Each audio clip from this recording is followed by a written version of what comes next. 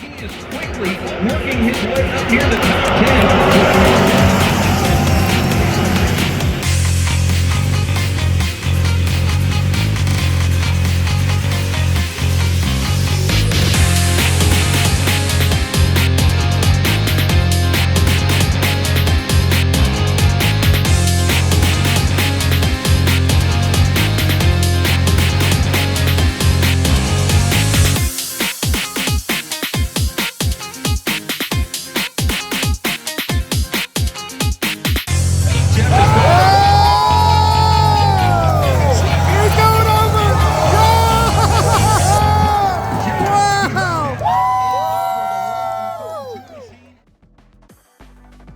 Hello and welcome. I am Crispy Driver, and we are at the Lucas Oil Indianapolis Raceway Park once again for the Cleetus and Cars Indy 800. I believe I said last year that I was kind of bummed I missed it then, so I made sure to add it to my list this year, and boy am I glad I did because it was an amazing show. The only thing I wish is that I had been able to get there a little sooner. I could have seen some monster trucks doing their stuff, but alas, someone has to pay for the cool stuff I show you.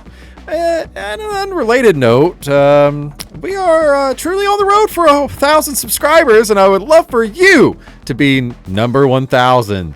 So I see you asking yourself, well, Crispy Driver, what do I get in return for this? And I'll tell you, dear viewer, you get the satisfaction of knowing that we will be well on our way for someone else to be paying for all the cool things I do. Well, now that my self-plug is done, if you like this video, please hit that like button. And if you subscribe, just know that I truly, truly appreciate it. But let's get into the video. So, like I said, we didn't make it in time to see the monster trucks actually doing their thing, but we got to see them cleaning it up, which is just as good. Then came qualifying time, where Tony Stewart ended up taking a pole position, followed by Kevin Smith of KSR and Brad DeBerti.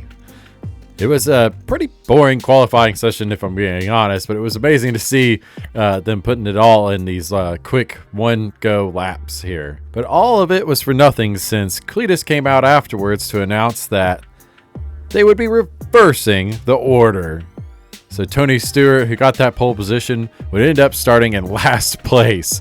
But I definitely think it made for some really cool racing. But before we get to that, I have to show you Cleetus and Cars Prix. Very much looking forward to this. As the yellow flag is out, the field has begun to move. We're going to heat up the tires here for the PT Bruiser Showdown. So the cars are rolling away here. We're not going to have a standstill start here. And the drivers are going around, getting a little bit of a look and a little bit of a layout of the course. I mean, Brian, we've got a PT Cruiser with a fin on it, with a wing on it. I mean, we're in Indianapolis. I mean, you might as well. If that wing could remove itself from that car, it would be doing it right now. It wants no part of this. It might take flight here, who knows? Looks like York is backing off, and he may be starting a little bit deeper in the field here. And there you see, look how narrow this is. Yeah, this is a one PT Cruiser. This is a one PT Cruiser with hole that I guarantee you, at least once in this race, two at the time are going to try to go through it. So that is Tex Choice leading the field, and he's out in front. And then, of course, you're going to have the Shred 80 is going to be there in second. And then you're going to have the 134 of Troy Smalls, who was our winner back at the Freedom Factory for the Freedom 500 Prix that we had earlier this year. Field gets the one-to-go signal. We are ready to get this race underway. Ladies and gentlemen, it is the PT Bruiser presented by Rhino USA. We are green here at Indianapolis Raceway Park. Jim York already having a little bit of trouble getting going here as Tex Choice is showing the way, and we'll see how many takers do we have on lap number 1 for the jump. First two have gone by, and it looks like everybody's like, you know what, we're going to ride a little bit here. We're going to save our stuff. Oh, man. Oh, that, as soon as I say that, whoa! And the floor is completely destroyed already. Oh, my God. The 113 of James Zanuck, who is a late addition to this race. He has absolutely KO'd his car here on lap number 1. That was big air. You saw just a... number 2! but he kept the nose on the car, and is he going to be able to make the turn now? That's the big question. Oh, the right front is in huge trouble there. Huge trouble. He is going to be a toast. That thing is dead. The strategy seems to be probably don't hit the jump until you absolutely have to, but what do we know? New leader out front now. This is the Shred 80, and going to bypass the jump this time as the rest of the field comes by. It looks like Jim York, something is definitely amiss with his car. He's going for the jump on the left. That was the blue entry. I mean, again, these things are so nose heavy. They're landing basically vertically. And that one is absolutely toast over there in turn number 3. And now for the drivers that are going to come through there. Shred 80's going. Narrow things up just a little bit in the 80. The right front is definitely a miss there. You see all the fluid that's already come pouring out. Dear, And the 80 is toast. New leader now, the 134. Heads out to the race lead. That, of course, is Troy Small as the field now having to dodge PT Cruisers that have now littered the pit lane. Oh boy, we may have two of them trying to get in the jump at the same time. They're going end to end. No, they're going to skip it. They're going to bypass it. I swear, one of these things, it looks like it's going to completely flip and rotate over, but just barely able to catch enough of the front of the car to stop it from rotating. Unbelievable. Again, near pileup, you got 3 cars making that sweeping or the tight. Whoa, there we go. He just hooked them. The 134 has gone around, and now Jeff Block and Speedy Cop is closing in on the number 27, John Moore. Somebody blew it. So here on this lap, he's going to get underneath Moore. He's very close to getting underneath Moore. Seth Frosty, the number 13, takes the jump as slow as we've seen anybody take the jump. He's about done. He's about done. Outside, Moore might be able to get it back on the inside. Neither of those guys have hit the jump yet, which is why their cars are still capable of turning left. So it's of note that Seth Frosty, the 27, there's if you hit the ramp at a little slow pace, you've got to choice there. That was about as fast as I've seen anyone hit that jump so far. There's just so much action to keep up with there. You see Jeff Block is showing the way there on the left side of your screen, and you're just seeing all the chaos as Jeff is going. He's going over! Wow! It's down! Red flag is out, and the safety crew quickly got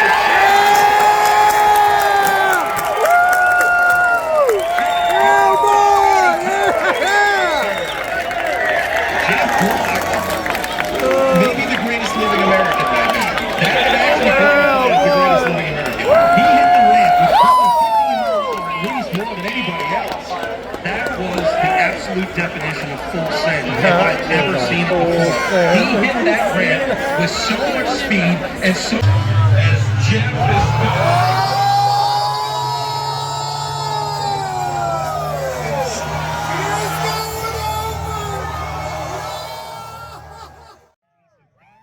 What an actual show. Speedy Cop was completely fine. He got out of the car, started walking around, was no problems, participated in races, and the next day he was completely fine. But man, that looked like a crazy wreck. I would never have done that in a PT Cruiser. So beginning the race, as I said before, Tony Stewart starting in the back, a little bit of form of protest here. He decides to start things off by screaming down in reverse and then pulling a big old J-turn. How cool of him. And then as they were pacing around, they had the Crown Victoria pace car in front. It ended up actually started having issues where Cleetus ended up having to push it back into the pits, where it ended up staying for quite a while and quite a bit of the race. It's broke down. The pace car out, trying to give it a little shove in the right direction here. Cleetus is just practicing his draft, and then Stewart's giving it there. Stewart's also aiding in the effort. Yeah, the teamwork makes the dream work. The tandem draft. Tony just couldn't stand not being in the spotlight for at least 1 minute. Looks like Cleetus and Tony, they're taking the pace car and they're going down the lane. So after that fiasco was taken care of, they brought out the Hard Park Spark to lead the race, and finally pulled in, and we got to get our first green flag lap. Raceway Park, here they come.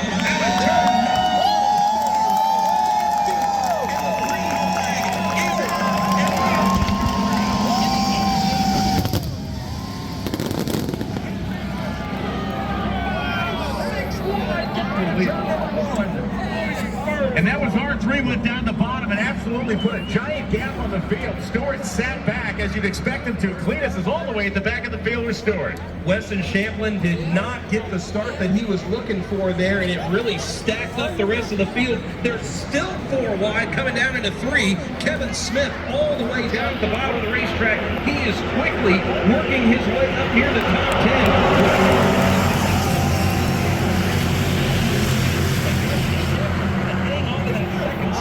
He's got pressure over Ty Braun on his back bumper, and Victor Alvarez taking a peek to the outside off of turn number 2. Monitoring Tony's progress, working the outside of the racetrack. He went around Zach, and now he has gone around Cleetus. He has picked up 5 positions in a lap. New leader Weston Champlin had gotten by the running one of Leo, but here comes Ty Braun. The number 6 car that finished dead last.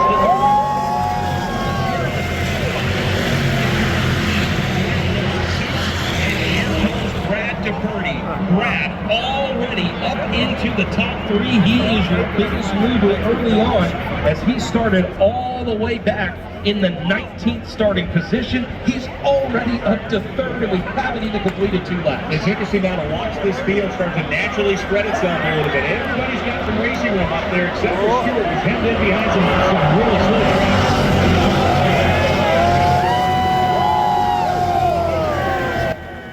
Unfortunately, all that close racing resulted in Jack Stand Jimmy hitting that wall. Luckily, though, he was able to get around to the pits and get his car fixed and get back, although he may have lost a lap in the process. While you're going through the corner where you're going to want to drift up a little higher, and other times when you're going to want to try to cut the corner a little bit and kind of narrow up the racetrack to shorten your way around here. But it looks like we're ready to go back to green, as we've got just 3 laps complete, still 77 laps to go. Ty Braun and Weston Champlin on the front row coming back to green.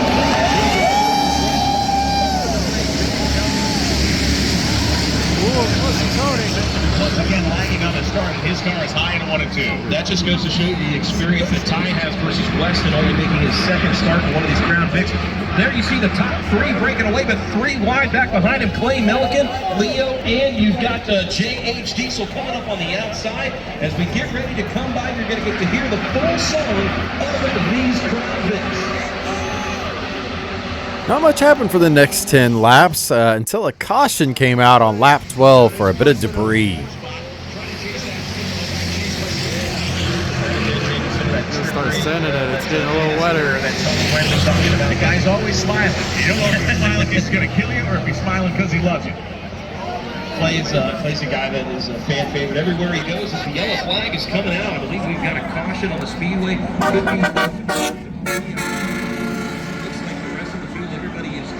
The lead coming down here to turn number 1 is Kevin Smith is going to be glued to the back bumper of Ty Braun. Braun's going to launch early and is going to catch his way.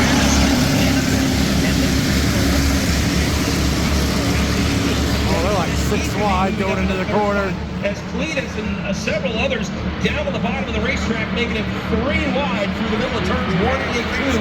We'll see if they can straighten it out down the backstretch as you see them fan out. Tony's trying to keep it 3 for wide. Position as we head down to 3. Here goes DeBerti looking low for the lead. DeBerti's looking low for the lead, and Stewart is going to get around the inside of Champlin if Clay Milliken can give him some racing room.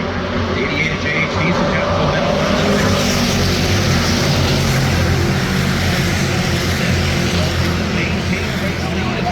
Cars get single file. It's 2 by 2 and then a little bit of 3 wide action. And don't look down. Here comes the 69 of Jack Stand Jimmy. It wasn't long ago we saw him down in the pit lane and thought his night could potentially be over. He's back there battling with Tony Stewart and Zach Walker near the back end of the top 10. So keep an eye on Jack Stand. Not much happened again until lap 14 when Zach Walker's car locks up across the start-finish line. He did manage to make it back around and took the first backup car. He puffed a smoke out of that thing, and it appears to be locked up tight. Walker brings out the yellow. It's nice. It's a literal camera. So the field getting ready to go back to green, and more importantly, they've got to get Walker back out on track. He could lose a lap here quickly. Green flag coming back out. Time Braun and Brad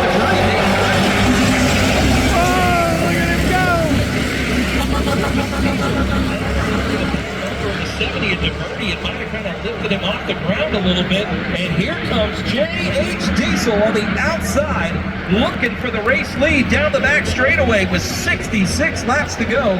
Very early on in this one, J.H., the former Freedom 500 champion, looking to take the race lead here at IRP. And as they come out of turn number 4, he is going to take that top spot away. Braun is going to... After J.H. Diesel took the lead, we managed to go about 10 laps without a caution. Next time we'll take a look at the combine. Yeah, boy, he made it up in the third. Seventh right now, but after the result, he has Into the wall. far to the wall. We've got problems down on pit road. I think something happened down on pit road. We can't see. We're green still. The JH's car is coming to But then tragedy struck, and JH's car suffered a failure, and he had to come into the pits. JH was actually able to get back going again after his pit stop, but then fortunately under the caution, Tony Stewart's car gave up, and he had to take the other spare. Very quickly here, as he could potentially fall a lap down. But it looks like he might get it. We go to this turn on a wet track 3 wide. It's not going to last long. Here they go down the back straightaway. Braun with the advantage for the time being, but the horns are out front now as Brad DeVerde leads the field. Let's see, a lot slicker down there in 3 and 4 than it was the last time they were under 3, but everybody's able to make it through, and unfortunately for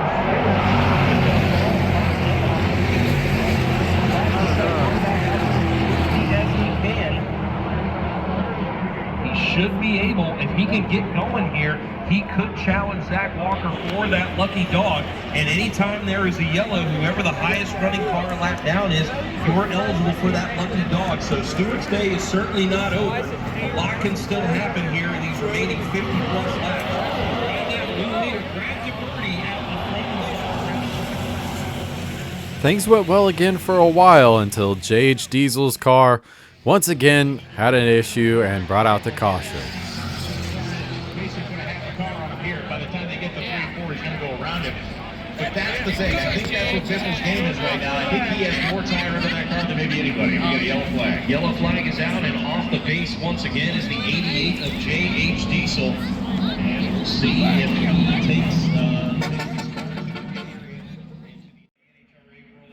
As they come off of the caution, the rain has begun to slightly increase, and it definitely started to play a big factor.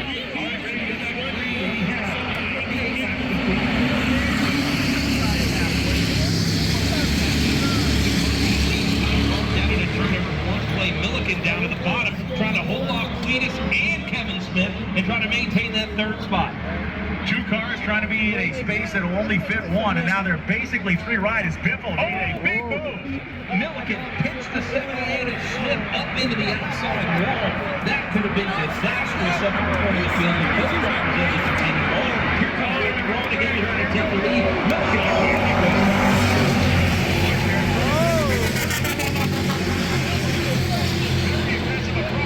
And he's never going to be able to hold that line. Biffle has to back out of it, but now they're on the bottom, and here comes Cleetus and Kevin Smith. Big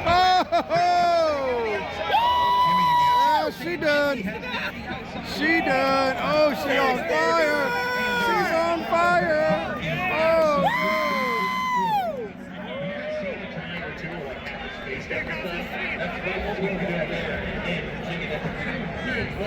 into the outside wall here. That one's coming off turn number 4, and a big one there turn number 4. So Jack Stand Jimmy hits the wall and does so in spectacular fashion, sending those tires up in sparks. So brings out the caution once again. Kevin Smith and Champlin, yeah, they are bouncing off each other as Kevin Smith has fallen back. Maybe he's having some trouble with the right front after that contact he made with the outside wall. He was back with Clay Milliken. For about half a second of that restart, Milligan thought he was going to do something crazy, and he thought better of it. And now he's just about working his way to second place, and he's the earlier side by side. Damn. Woo, getting close. Things getting, here we go. Cleetus is in the Oh, they're in the wall. Here comes DeBerti and Milligan got into each other. In turns 1 and 2, Tony Stewart is involved. Tom Bailey involved, as well as Smith. Stewart looks like he's definitely going to be able to roll on and continue on, as is the 57 of Tom Bailey. But there was a lot going on down there. It looked like a pretty bad crash, but everybody was okay and was able to continue driving. This event in Indianapolis, this is the one to come to because they do it all here. And then we even added monster trucks to the PT Cruiser. And we're going to add a green flag as AJ gets ready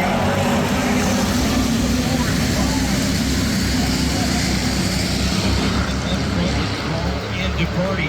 Cleetus trying to grab third away from Clay Milliken. Cleetus not settling for third. He's going to try to grab second away from DeBerti as they come off of turn number 2. 3 wide, Biffle. Biffle might add some contact. Biffle, Milliken, and York were 3 wide for a moment. Looks like Biffle backed out of it, and that's going to allow everybody to continue on from the one, protecting the bottom, DeBerti to the outside.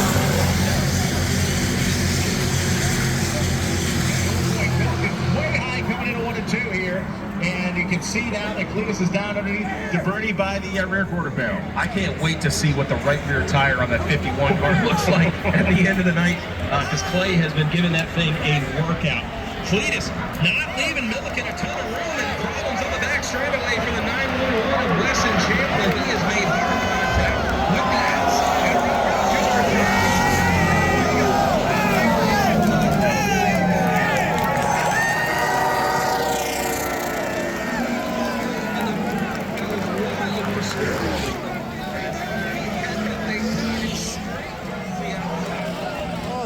Unfortunately, Weston took a ton of damage there in that accident.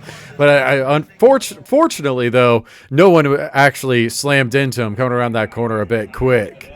And then the number 51 car actually retired under a caution while Cleetus and Tony Stewart pitted for fresh front right tires.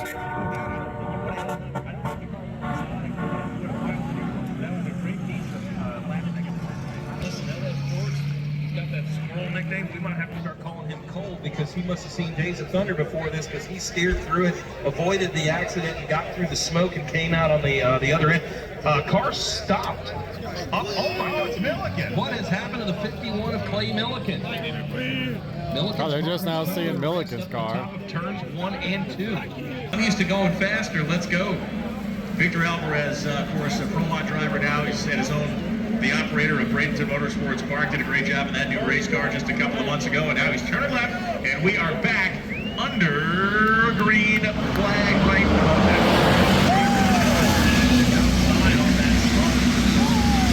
Damn, Tony's already back up at like 6th. But I think he's still technically down a little bit. To kind of avoid a penalty. Here goes 3 wide on the outside. Here he goes. Sleeves are off, and Greg Biffle is headed for the race lead. You just saw a couple of professionals go to work there. It was Stewart that set Biffle up with a push, and he took that push all the way around to the front of the pack. Greg Biffle comes out of turn number 4 with the race lead. Time on into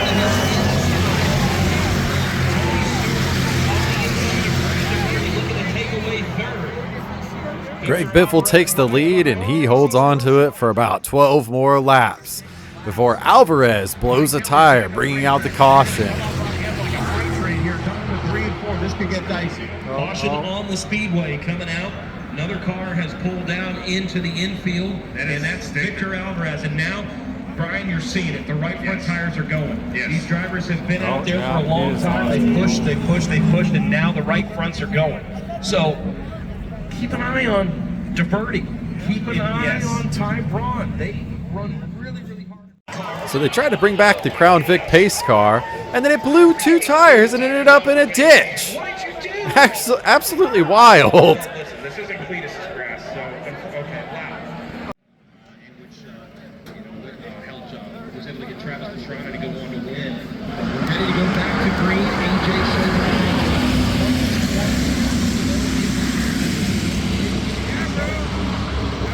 fan out 4 wide deep in the field as the top 7 are able to get away. And Biffle's going to have the momentum and a good run off of turn number 2. But Purdy's not going anywhere as they are going to able to get out in front by about 2 car lengths over the 78 of Kevin Smith. Oh man, DeVerdy's down low coming into 3 and 4, and Smith is going to run the outside line, forcing Ron down on Bronson, who was left rear. Kevin Smith can carry.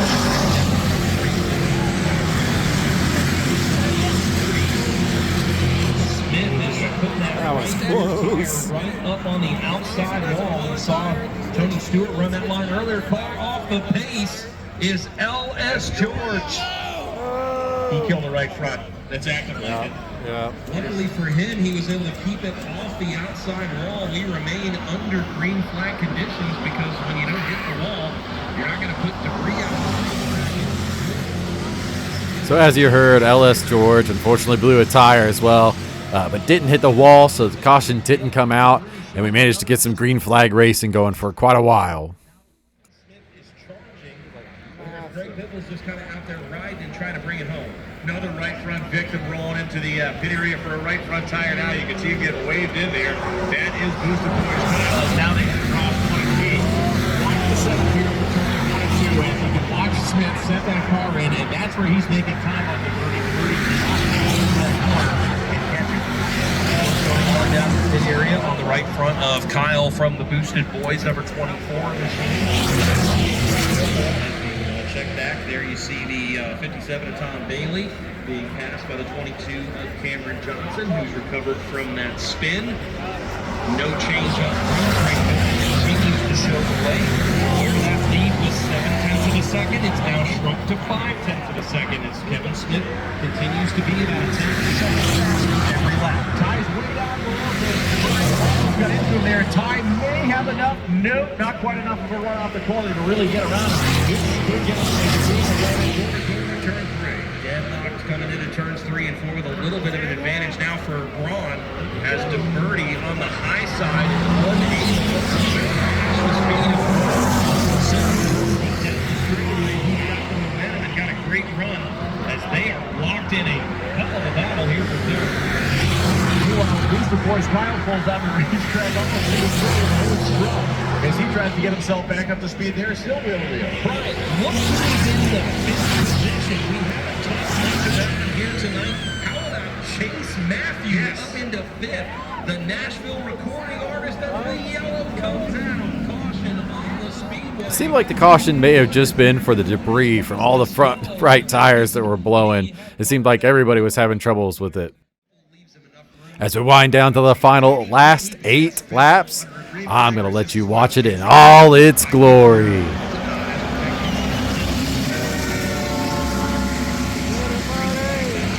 Smith down low. Bill on the outside. We'll see if they make any contact. It's going to be Smith out in front by a nose, but It's not like somebody just blew a tire. on the outside with a good run coming out of 2. Carry the speed again. I love what I see out of Kevin Smith, though, on the bottom. Can he make it stick? Will he put the car of Biffle up into the outside wall? So far, they keep it off of each other. Got him.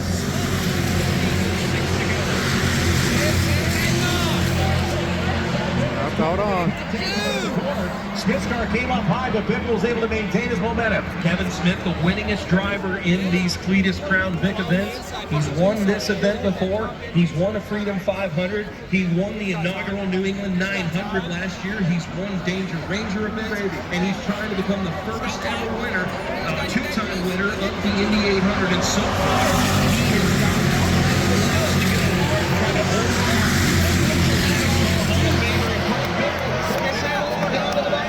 He is crossing where he can see. Oh, he's got a little contact.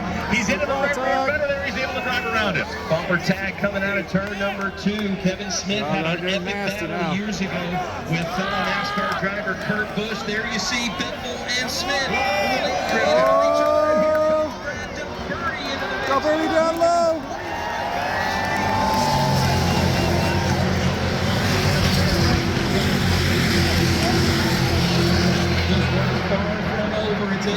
race. Ty Braun is back in the mix as well. Biffle able to secure the race lead once again. He slides up in front of the 78 of Kevin Smith. Smith charges once again here on the inside. Can't make it work. Biffle continues to hold on. They'll be coming to the line this time. 3 laps to go. Biffle continuing to come. Kevin Smith.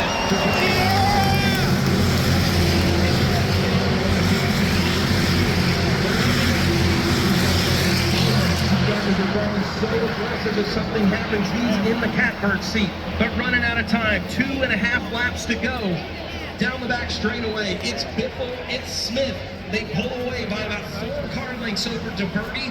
Braun back and forth, and Victor Alvarez has moved back up into the top 5. They're coming alive. 2 laps to go.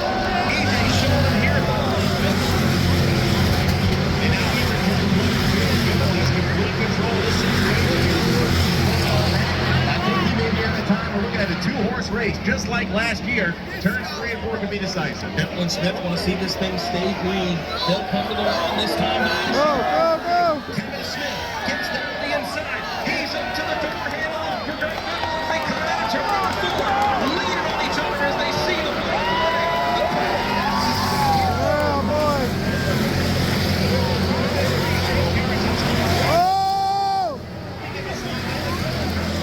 He's holding him. Gonna look to try to go to the bottom of the racetrack, but Kevin Smith with a preferred line on the outside. Biffle's gonna get one more shot at him. We saw what happened last year between Stewart and Walker. Here goes Greg Biffle down to the bottom of the racetrack. Is it gonna be too little, too little? Kevin Smith. He's got it. Yeah, boy.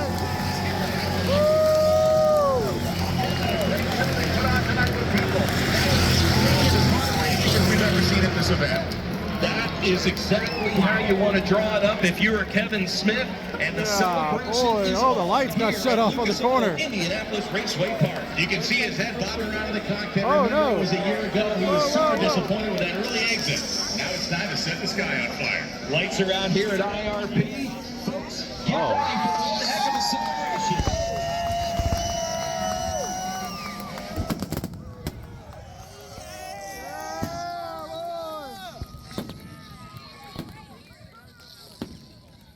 What an actual amazing race. Hats off to Kevin Smith of KSR Racing.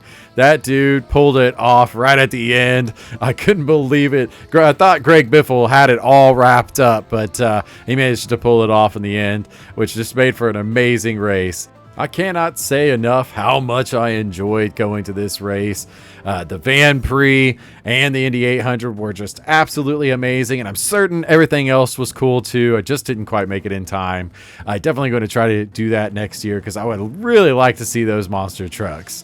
So if you guys like this video though, please leave me a like. If you subscribe, just know that I truly appreciate it. But until next time, this has been Crispy Driver, and you have yourself a wonderful day.